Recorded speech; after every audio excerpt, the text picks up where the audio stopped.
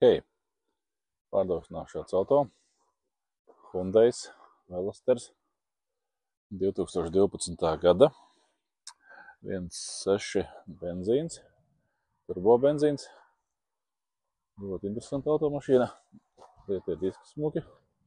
Automašīna ir kupējas virsbūvē, šīs puses ir viena durvis, no otras puses ir divas durvis. Šīs puses ir tā kā 4 hatchbacks. Ļoti interesants risinājums. Automašīnai priekšā ir dienas gaismas ledi, ļoti moderna dizaina. Aizmugurē mums ir LED lukturi, mums ir sporta izplūdes, iedarbināšu, var dzirdēt, kā tas viss izskatās. Tad salonā ir pusādas krēsli. Iedarbināšu auto, iedarbinās mums ar podziņu. Te arī viss ir ļoti smuki un skaisti.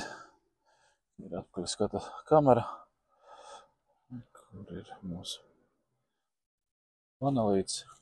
Tas ļoti labi, smuki. Sporta izplūde. Sportiska. Lukturīša. Auto izstās ļoti moderni, sportiski. Labi audio sistēma.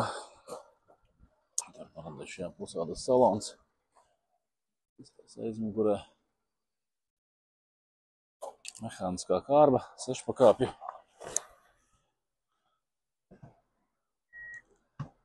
Atpakaļ skata kamera mums ir. Auto ir labi nokomplektēts. Un vēl šim automašīnam ir arī autogāze.